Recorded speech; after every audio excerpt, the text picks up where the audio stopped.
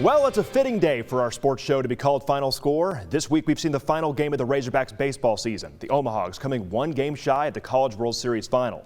We saw the final event of the athletic school year. The AAA All-Star Games being put on this weekend in Conway. Standout seniors from across the state repping their schools for the last time. But on Saturday, Layden Blocker gave us a first as the Little Rock native and four-star guard becomes the first commit of Eric Musselman's 2023 class. Here's a look of what's to come after the news, including why he chose to stay home. Now, Final Score with Nick Walters on Fox 16. Well, as they say, everything good must come to an end. And for the Omahogs' magical run, it came one win shy of the College World Series final. But don't hang your hats because there's plenty to be proud of. Later, we'll dive into the deep run and career performances that nobody saw coming. But before we look back, let's look ahead into the future for Razorbacks basketball. The hype train for 2022 is full speed ahead thanks to a historic signing class. And this weekend, the 2023 hype train just got on the tracks as Little Rock native Layden Blocker stays home and becomes the first commit of his class.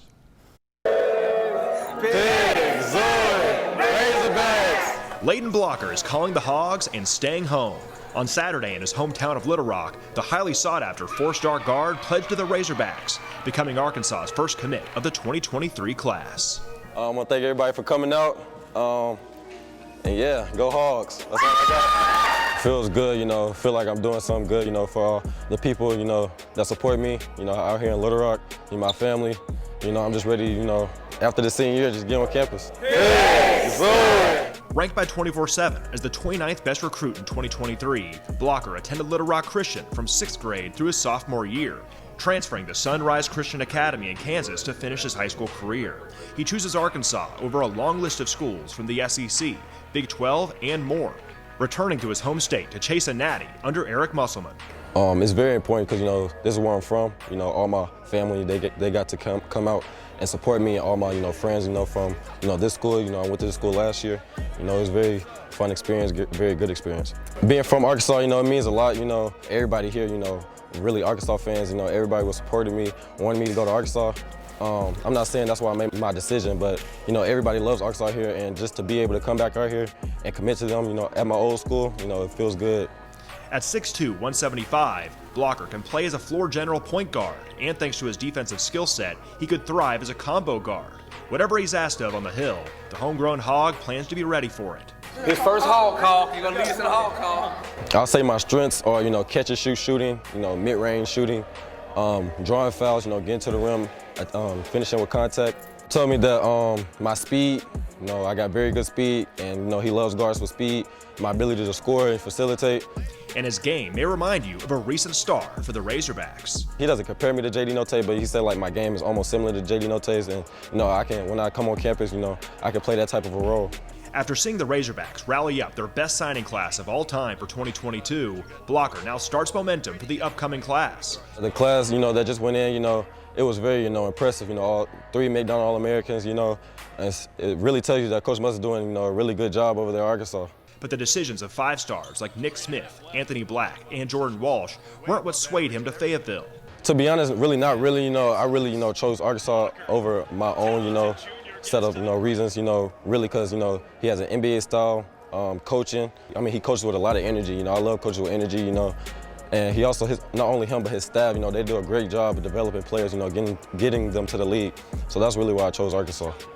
After witnessing Arkansas make 2 straight trips to the Elite 8 under Musselman, and now with the Razorbacks as an early favorite to win it all this coming season, Blocker isn't shying away from national championship aspirations for whenever he hits the hill a year from now. Coach Muss, he has he's a very high-level coach, NBA-style coach, and I feel like going there, I can get to where I want to be, which is the NBA, and win the national championship. Them getting all those, high recruits, it's like they're basically a new team. I think it's going to be an exciting year for them, It's going to be very exciting, that them 3 McDonald All-Americans, a couple high-level, transfers. In the next upcoming years, next year when I get, after senior, when I get on campus, I think it's going to be very fun. After a number of school visits, Blocker had moved up his commitment date to this weekend. Really just saw the stress from, all the college coaches, calling me, trying to, steady recruiting me and stuff. I just wanted to go into senior year with, a fresh mind, just be able to focus on basketball instead of focus on where I'm going to commit, It just brings a load off my shoulders. What set Arkansas apart from the others the most may have been the coach. Not only did Eric Musselman's demeanor convince him to commit, but the coaching staff's attention to detail when studying his game sealed the deal. Really, what set them apart was when I went on a visit, they showed me this chart of things I could get better at, and things I need to work on. And they said they'll help me work on that. So once I saw that in-depth chart, I was like, yeah, this is the place. And a couple of things I need to work on is playing with pace. I'm so fast. Sometimes I can go too fast. I need to learn how to slow myself down. And also, free throws. My free throw attempt percentage is very high, but I don't really convert on the free throw. So that's what some of the things they was telling me, that I just need to work on my free throws. Blocker is now one of a small percentage of ballers who get the chance to play D1 basketball. Nevertheless, at a Power 5 program on the rise like Arkansas. Here's his advice for kids and up-and-coming recruits who look to be in his spot one day. Really just stay in the gym and don't get your head caught up in all the recruiting and all the rankings and stuff, because that can really mess you up. Me, I really wasn't on the radar like that really last year for real. I just stayed in the gym. My dad didn't even like recording when I was in the gym, posting all that stuff, because he wanted just people to find out. So just stay in the gym, stay level-headed, stay humble, and just keep working. First of all, I want to thank God for allowing me to do this. Switching gears to baseball, it was a wild week for the Omahogs that ultimately came one win short of those College World Series finals. After the break, we'll have reaction to some of the most shining moments from Arkansas's deep run. What a roller coaster of a season for those Diamond Hogs. After many highs, it looked like they hit rock bottom to end SEC play, dropping 6 of their last 8. But what followed was a postseason ride the team hasn't seen in 4 years. With a trip to the College World Series final up for grabs, the Razorback season came to a close with a 2-0 loss to Ole Miss on Thursday. But Omaha gave fans and players memories for a lifetime. For Bryant's own Will McIntyre, staring at possible elimination against Auburn this week, he threw the best game of his life when his team needed it most. In a win-or-go-home SEC grudge match on Tuesday night, the Razorbacks trounced Auburn 11-1 to stay alive in the College World Series. Saving the season and setting the stage for a rematch with Ole Miss was a homegrown Hogs' heroic outing on the mound. In the redshirt sophomore's 8th start on the season, Will McIntyre was lights out over a career-best 7 innings, allowing just 1 run on 3 hits with a career-best 9 strikeouts, the second most by a Razorback in a College World Series game. A Bryant native who walked on at Arkansas, McIntyre's high school coach couldn't be more proud seeing his potential put on full display under a national spotlight, repping his hometown.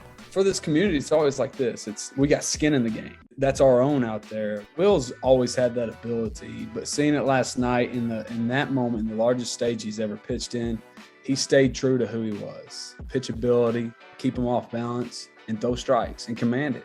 And what he did was he stepped up for his team. He stepped up for his community, for his state. That embodies who Will is. He's always wanting to do things for other people. McIntyre's sensational night saw him pitching with the lead throughout the game. After using his defense in the bottom of the first to erase a 1-out walk, the big righty locked in. McIntyre struck out the next 6 batters. Those strikeouts, part of 9 straight retired until the 4th. The former Hornet was in the zone, blanking the Tigers in the 5th and the 6th, allowing only a single before Auburn finally got on the board with a solo homer to lead off the 7th. All the while, Arkansas's bats had caught fire, totaling 16 hits.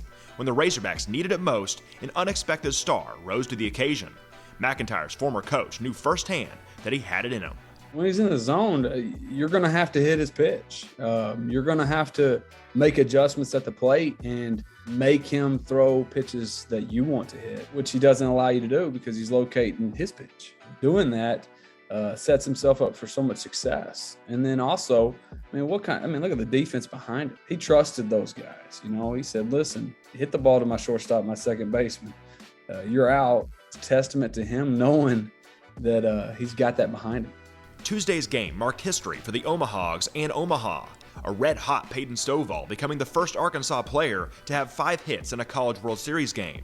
Arkansas becoming the 6th team ever to have multiple 10-run games in the College World Series. And a special story, as an under-recruited kid out of Bryant, who never appeared last season and asked Dave Van Horn for more chances, makes the most of his shining moment.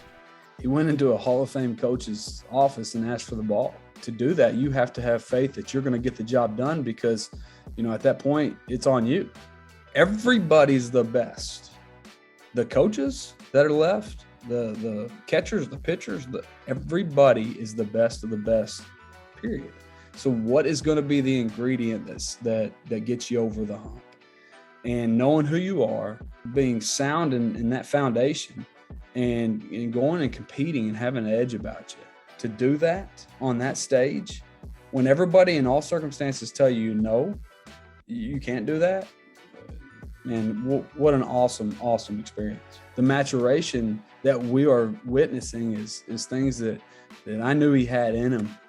I was very hard on him. I'll be honest with you. I was very hard on Will in hopes of seeing some of this come out. And I'll tell you what, that's what this community's done for these guys, and the expectations that they grew up with. McIntyre isn't the only homegrown Hog wearing Razorback red in Omaha. Caden Wallace reps Greenbrier, and Zach Morris is out of Cabot. And Will isn't the only former Bryant Hornet on the bump. Austin Ledbetter has also appeared in relief, joining McIntyre in making their state and their city proud. That's what it does. It just brings everybody, already a tight-knit community, together. Win, lose, or draw, I'm extremely proud of both those guys and how they've carried themselves and represented this, not only school, but community. So many fans were so invested in this season, making the premature ending such a crushing loss, coming just 2 runs away from the final. But there was no shortage of positives this season. From Robert Moore winning the Golden Glove to the team defying the odds to get to Omaha, Arkansas's path having to be on the road through regionals and supers. Arkansas commit and Bryant pitcher Gideon Moats, who looks to take the helm at quarterback for the Hornets this fall, told us he's enjoyed every minute witnessing his future team making program history. Last night's nail-biting 3-2 win over Ole Miss brought the Razorbacks 1 win away from the College World Series final, where they haven't appeared since 2018. Sitting on the edge of his seat, like all Arkansas fans, was Gideon Moats, a rising junior at Bryant, committed to his home state Hogs as a pitcher, playing quarterback while he's at it, like Hornets great Austin Ledbetter.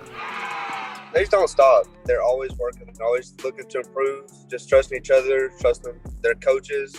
They got probably the best coaching staff in the country, so just throwing strikes and good things will happen. On his way to a travel ball tournament, he looks back on his future team's roller coaster ride in the postseason and unlikely path to the Final Four of college baseball. I was actually kind of worried at first. I thought they had hit rock bottom for a little bit, but they're playing really well right now, pitching good, hitting good. So when they're on a roll, they're throwing strikes and letting their defense make plays. Hopefully they'll win today, keep it up. We've seen heroic outings on the mound lately from Arkansas. In the 9th on Wednesday, Cabot native Zach Morris got out of a bases-loaded jam with no outs, allowing 1 run to set up today's rematch against Ole Miss. Earlier in the game, starter Hagen Smith allowed 1 run on 2 hits, striking out 8 through 5 innings of work. And Bryant's own Will McIntyre crafted a masterpiece on the bump against Auburn on Tuesday, striking out 9 through 7 innings of work against Auburn. That was really cool, like really, really cool. Actually, I had his mom as a teacher a couple years ago. Saying that she'd be proud of him is an understatement. It just excites me, makes me eager. That's your future right there, so surreal. Seeing the Hogs play on college baseball's biggest stage reminds Moats why he pledged to Arkansas earlier this year, before his sophomore season at Bryant. It's my dream school for sure. I mean, you always want to play for your home state. You're going to work every single day with the best players from all over the country, just working on my craft every day. Trust that work will pay off.